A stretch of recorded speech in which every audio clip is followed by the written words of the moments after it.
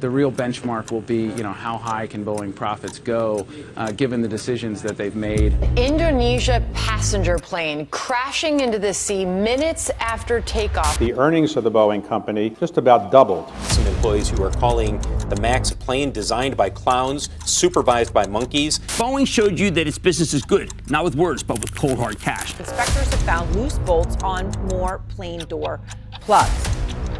Really sobering, right? Really wasn't a surprise, sadly. Deeply embarrassing, isn't it? Boeing is putting profit over people. If Boeing doesn't get its act together, you have to wonder if nationalization is a possibility.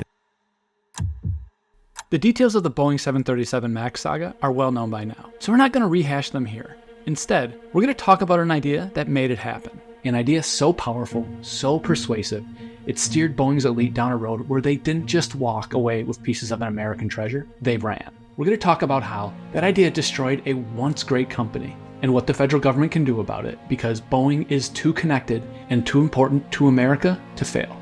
But first, we talked to a pilot about just how dire the situation is at Boeing. I'm Captain Dennis Tager. I'm a 737 captain, and I am the spokesperson for the Allied Pilots Association, the union that represents the 16,000 pilots of American Airlines' mainline operation. I flew Boeing aircraft in the United States Air Force. As a matter of fact, I depended on Boeing to save my life from an enemy outside of my airplane. Now the enemy is within. It appears that Boeing appoints CEOs that are more interested in share price and dividends than they are in flight safety and production quality. It's been years since MAX crashes cost 346 lives. Since then, we've heard countless apologies and a stack of promises, but doors are falling off mid-flight. And it doesn't stop there. There's a lingering threat that more could go wrong. We have an airworthiness directive from the FAA that tells us engine anti-ice, which is like a defogger, your window defogger on your car, except it goes to the engine. They're telling us on the MAX only, right now, hundreds of them flying, that if you leave that on for more than 5 minutes in clear air, the engine could come apart. That's like lighting a fuse, and the gunpowder is the engine. So I'm using Post-it notes from CVS and Walgreens. I even set up my iPhone for a 5-minute clock. I have it wired to my headset so that it goes off every 5 minutes should I have the engine anti-ice on.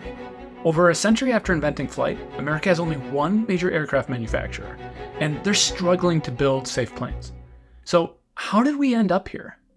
Boeing controls key social infrastructure, the ability to actually make aircraft, which is something that we need as a nation. That's Matt Stoller. He's a research director at the American Economic Liberties Project and publishes Big, a newsletter focused on corporate power. He thinks Boeing's monopoly was mostly by design. In the 1990s, Boeing wanted to roll up the industry, but also the government wanted Boeing to do that. Europe wanted to be less dependent on America for aerospace technology, so they created Airbus, and governments gave it huge subsidies.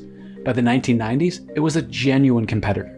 We need to fight back against Airbus. Boeing is going to be the American national champion, and so we're going to want to make them as big and powerful as possible, and so we'll have them buy McDonnell Douglas.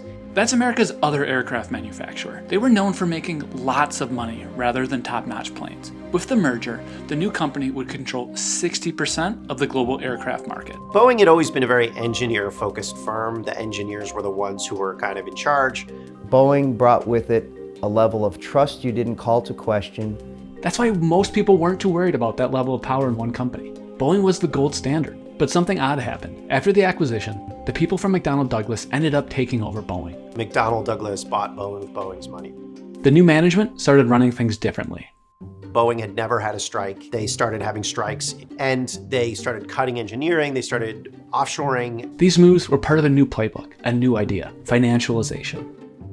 With a company like Boeing, you had a number of stakeholders. You had the public that used these airplanes. You had the national security community that relied on Boeing for weaponry and for aerospace technologies. The workers, engineers, executives, shareholders, the communities that built the planes, all stakeholders with an interest in the company succeeding.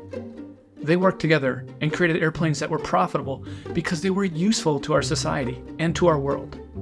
And then when you financialized it, what that meant is that the shareholders became the most important stakeholders and everyone else were ancillary.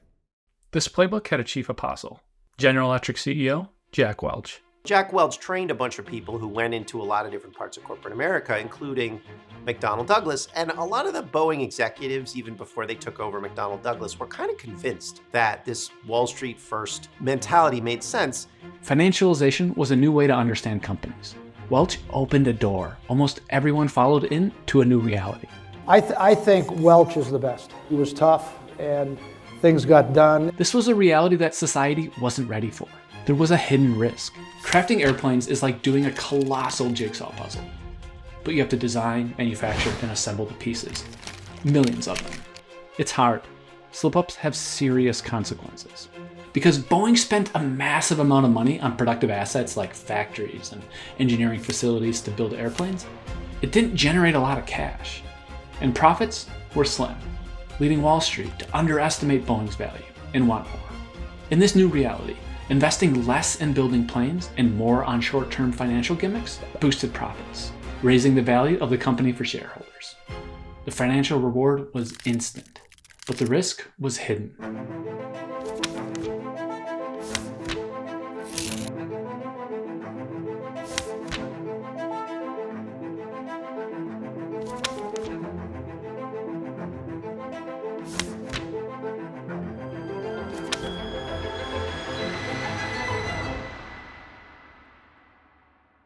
I think we've been hollowed out, and we've done it with some of our own policies. These policies greatly benefited a few stakeholders, namely executives and shareholders. McNerney was paid over $200 million for his tenure as CEO. Since 1996, Boeing CEOs were compensated almost $500 million. This doesn't include severance or pensions. Shareholders cheered when the company spent almost $64 billion on stock since the McDonnell-Douglas merger, helping raise the stock price to over $400. The business models are seductive, okay? But nearly everyone else lost. Boeing seemingly lost its ability to design and manufacture great airplanes. And it's not just the MAX. When Boeing was building its 787 Dreamliner, they outsourced so much of it. It was kind of a disaster. Financialization gutted the company, slicing off huge chunks and tossing them to suppliers. As it turns out, when the suppliers build their different components and then it all comes together at a Boeing factory, it didn't all fit. Boeing spent $32 billion fixing these issues, a potentially crippling amount for most. But not them. They controlled half the market. They used that same power to pressure suppliers and boost profit margins. The product quality goes down when Walmart squeezes its suppliers, and maybe the toilet paper's not quite as good, or you get a little bit less, or the jeans aren't as good, or whatever. That sucks when you're buying clothes or consumer goods, but it's actually dangerous when you're buying airplanes. The door that detached mid-flight was made by Spirit Aerosystems, formerly a Boeing division, now a private equity-owned supplier. They've offshored a ton of stuff. They haven't given their workers raises in 10 years. They have immense market power, and somehow they're still losing money. And I gotta say, like, I'm impressed. I don't know how you do that. I want to give some credit to the Biden administration. The FAA has been very aggressive. The Trump FAA, they didn't want to ground the MAX because Boeing has a lot of influence. In fact, one of the heads of Boeing Aviation became the Secretary of Defense under Trump before he had to resign over allegations of domestic violence. He now runs Spirit Aerosystems. America is a stronger, better society when we can make airplanes. If you believe that, and I think most people do, you really just need to have Boeing leaders doing what public policymakers are telling them to do. Because right now, they're not.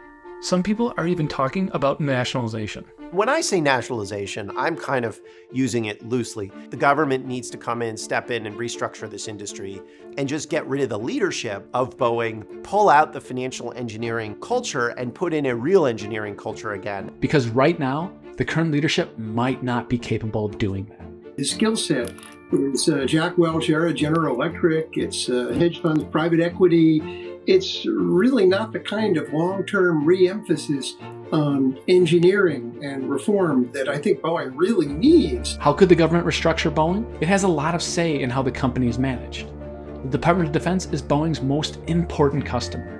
The Defense Department could demand that Boeing's board resign and replace them with new leadership focused on quality and safety. A board that includes some workers. This is something called co-determination. It's pretty common in Europe, especially Germany. The issue that we always seem to have is with management. Management comes and goes. If you ever want to find out who's the most dedicated to the company, who's the company man, well, I got news for you. Union workers, they're company men and women. Thanks for watching. Be sure to like and subscribe to our channel. If you have ideas for stories you want us to uncover next, please drop them in the comments below.